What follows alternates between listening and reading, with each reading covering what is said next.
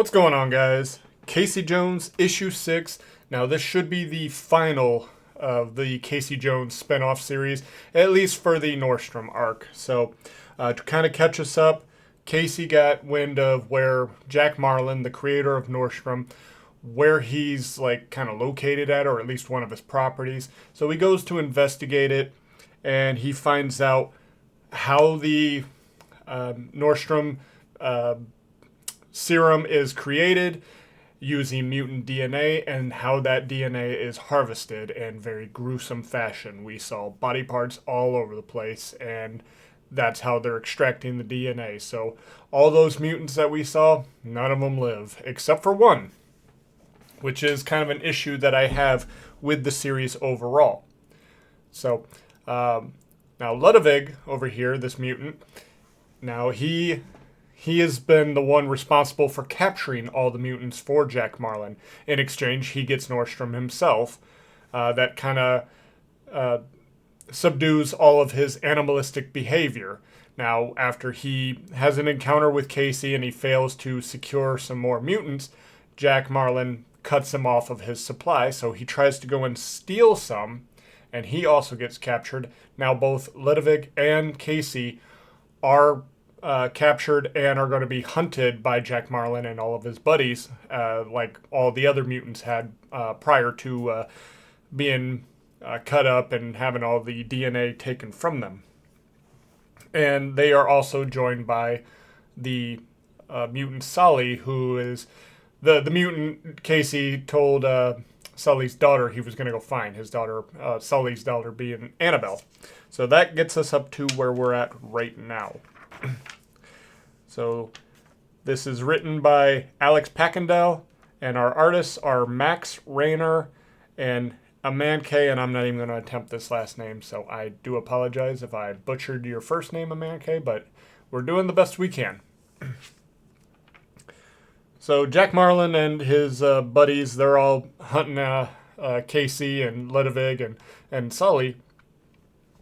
And one of them, I believe it's Randolph, decides he's not going to be about this because he's like, mutants are one thing. Going after a human, I feel like we're crossing a line, and that is just not a line I want to cross. So he's out.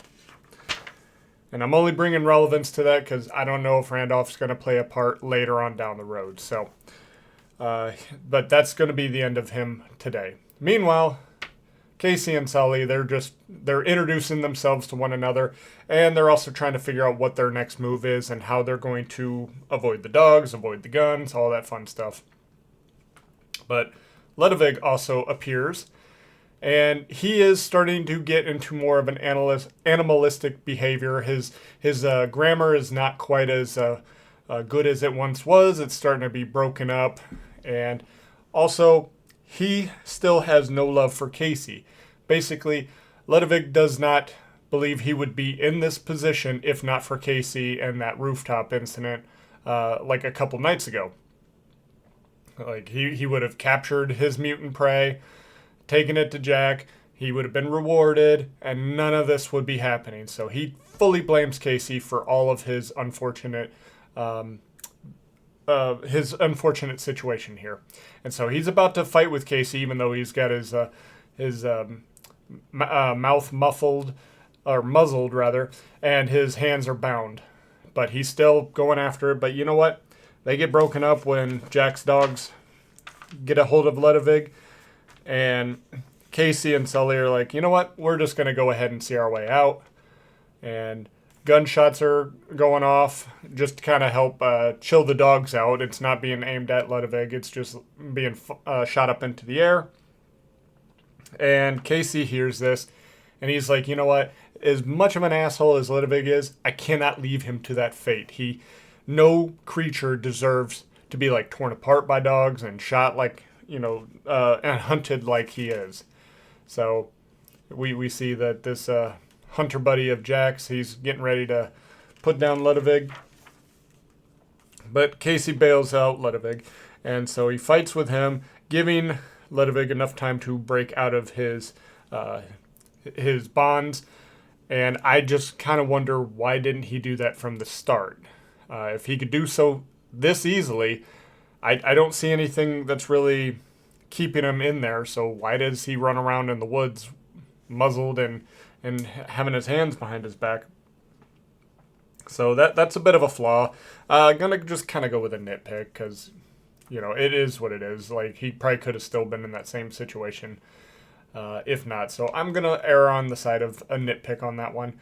But yeah, he thanks Casey by going ahead and slashing at his side for helping him out. I'm like, again, no love for Casey whatsoever. I think that is still in character for both Casey and Ludwig. That despite Casey trying to help him out, he's just so angry at the whole situation to begin with and fully blames Casey. So more of the hunters come in, and again, his animalistic nature starts to rear itself out, and so he goes after him and starts attacking. He's like, rah, rah, rah, rah. Meanwhile, we catch up with Jack, and he's speaking with one of his guards, and his guard's like, I need to get you into the house, get you somewhere safe and secure. Jack's like, hey, look, man, we got guests over here. We got to show that we have a handle on this situation. And then we hear all the screaming in the background, and the guard's like, no offense, sir, but I don't think you have any more guests. As we see all the dead bodies and Ludwig just kind of licking his paws there. Casey and Sully, they make it to the gate. Casey's just kind of pointing off in the distance, like, hey, go out there. You'll find safety over there. No need to worry. And turns back and says, okay, I'm going to go deal with the situation. Sully tells Casey, he's like, dude, you don't look like you're in any shape to fight. Why don't you just come with me? He's like, I'll be all right.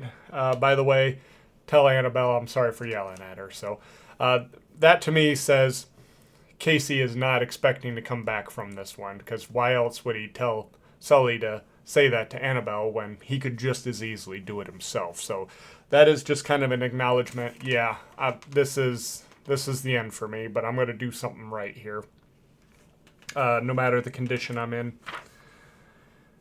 We then see on the inside of the place that Ludwig is just sitting at the kitchen table when Mrs. Marlin shows up, and he demands breakfast. So he's asking for some eggs and bacon and some black coffee.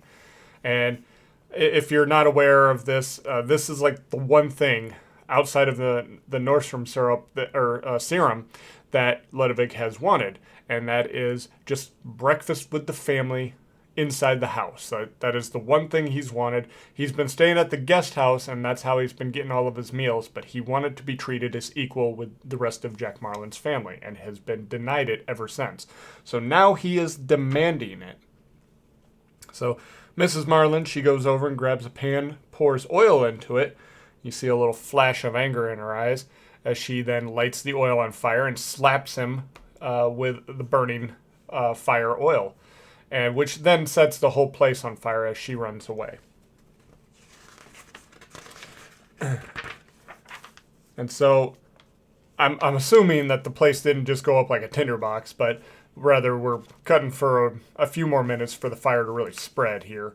But yeah, Casey sees that the fire has spread throughout the house, has decided, I'm going to go in there and check and make sure that there are no survivors before I just abandon everything. Because, he's probably aware that there are some children in there. He can at least assume so, if not just people in general. Like, he's going to go in and see if he can save somebody from a fire before Ludwig tears them to pieces as well. So he goes in, and he does conveniently find some golf equipment. And it's a slight convenience. It's like, yeah, you just kind of open the door and it's boom, right there for you to pick up. But a lot of people do a lot of golfing, and I would assume that if you're planning on a golfing trip the next day, you would probably have that stuff ready to go somewhere nearby a door. So slightly convenient, but still believable. Meanwhile, we see Ludwig. He's heading up the stairs. Got a guard. He's kind of scared, but getting ready to hunt down Ludwig. Aims his gun down the hall as he's starting to clear the area, but he forgets to look up. And we see Ludwig goes ahead and takes care of him, and so our guard is fucking dead. Over here, Jack Marlin, he's like frantically trying to load up his revolver.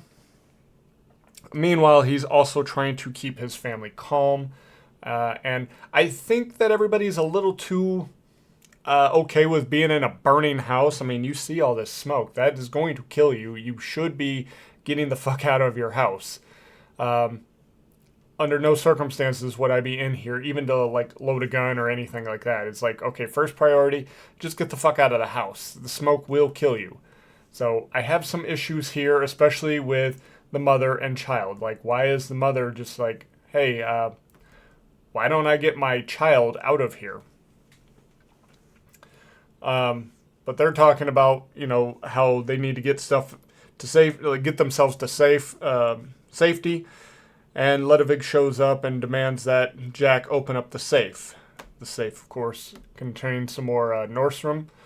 And he secures it for himself, and Jack's like, okay, you got what you want. Now please let me and my family go. And Ludwig says, no, go fuck yourself, and slashes Jack. And of course, this was definitely going to be the outcome. This was a predictable outcome from the start when you saw how just shitty Jack treated Ludwig the whole time. It's like, of course this is going to happen. And Jack, I don't know why he never saw this one coming. He definitely didn't think that one all the way through. But Casey steps in and smacks Ludwig and tells Jack and his family to get out. And Jack's like, you're really letting us go? And he's like, no, I'll catch up with you later. And so Jack thanks Casey, and Casey's just like, go fuck yourself. But really what he says is, bite me. But yeah, you can feel the venom just coming out of that one. So it's Casey versus Ludwig, and Casey is already wounded quite badly. And this is not a fair fight at all. Ludwig definitely has the upper hand, and then gives Casey a little chomping right here. But then he gets zapped.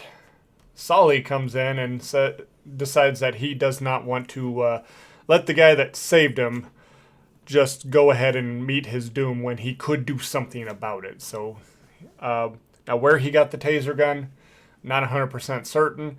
He might have picked it up from one of the guards that Ludwig had dispatched. But either way, yep, he comes over, saves Casey, helps him up. Now Casey still wants to save Ludwig, but Sully's like, man, don't worry, I'm sure he'll handle himself, as we see Ludwig reaching for the serum. And so, yeah, presumably he's gotten out of there to make it out of the burning building. And who should arrive but the turtles? And, Raph's just like, hey, buddy, did we miss anything fun? Just kind of giving him a little shit talking now that he sees that his friend's okay. And so Casey wakes up. He's in the turtle's lair, and we see Sully and Annabelle. They've gotten reunited, so everything's hunky-dory there. And then Casey and April get an opportunity to kind of heal some wounds here. And we see April reaching to give Casey the keys, but Casey says, hey, why don't you go ahead and hold on to those? And so it looks like everything's going to be good. I got a good feeling about those two, And so that is where our story comes to a close, and there is no preview for the next issue, so this should be the absolute final Casey Jones spin-off series, at least for now. Maybe they'll have another one later on down the road when we need another story, but this should be it for now. Now, my biggest issue with the series overall is Sully, and I've made mention of this before. He lived just for that happy reunion. He should have died long time ago. There is no reason why he was still allowed to be kept in there. He showed no significance for Jack or Ludwig or anybody to keep him from getting hunted. And minimum, he'd survived 2 hunting trips that Jack and his buddies carried out before he got thrown in with Casey and Ludwig. Because he got captured before we saw those other two, the parrot guy and I forget what the girl animal was. but we saw he was there prior to their being there, and that one was really bad because some of Jack's buddies were kind of complaining about the lack of sport that the parrot guy was going to give, being that he got harpooned in the leg, and so he couldn't run that well. And they were just like making do with it. I'm like, why didn't you just throw Sully out there, give a little extra sport? So they gave no real reason why he would be kept alive, because I can't even say that he might know people to grab, because in that kind of Ludwig's job is to go out and hunt down the mutants and stuff like that. He's not really doing it in any way outside of just, oh, you're a mutant, oh, good enough for me. You're an easy enough grab. So they're not really justifying Sully's existence outside of one, the happy ending, and two, somebody to bail out Casey. Now they could have easily had the turtles step in and bailed out Casey. They were just outside the burning building, and also Donnie knew where Casey was going anyway, so they could have had the turtles easily save his ass rather than Sully. But I do ultimately like that it was Sully that came in and did that, but for him to get to that point, he had to survive a lot of plot armor, right? You had to give him so much plot armor to get to that point, and he realistically should have died already, long time ago, and maybe that could have just been like a body that he found, and unfortunately had to break some bad news to Annabelle. That would have been the more realistic approach. Not happy, but what should have happened based on everything that we've seen. So that is my biggest issue with it, is just that. But otherwise, this has been a fantastic series. Now there were some issues that I had within this one itself, and it was just like Ludwig choosing only after being attacked to break out of his bonds when he could have done so whenever. That was a little. I have no idea why he was doing that. There's no justification there, but I ultimately kind of chalk that one up to a nitpick. Nothing really would have changed outside of that. Maybe he would have been better equipped to fight off the dogs, but that's about it. And then the random taser just not having an explanation as to where he picked it up. Again, headcanon, he probably just found it on the body of a guard, and that's simple enough.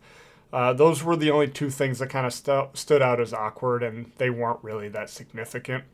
So overall, I would give this a 9 out of 10. It's a great way to end the series. And the series overall is somewhere between an 8 and a 9 as well. I didn't have a whole lot of issues with any of the issues within this series. So definitely a high recommend for me, and the best of the spin-off series that I've come across so far outside of the main line and, of course, Journeys. So definitely go check that out if that's something you're interested in. But otherwise, that's all I have for today, guys. So until next time, take care and God bless.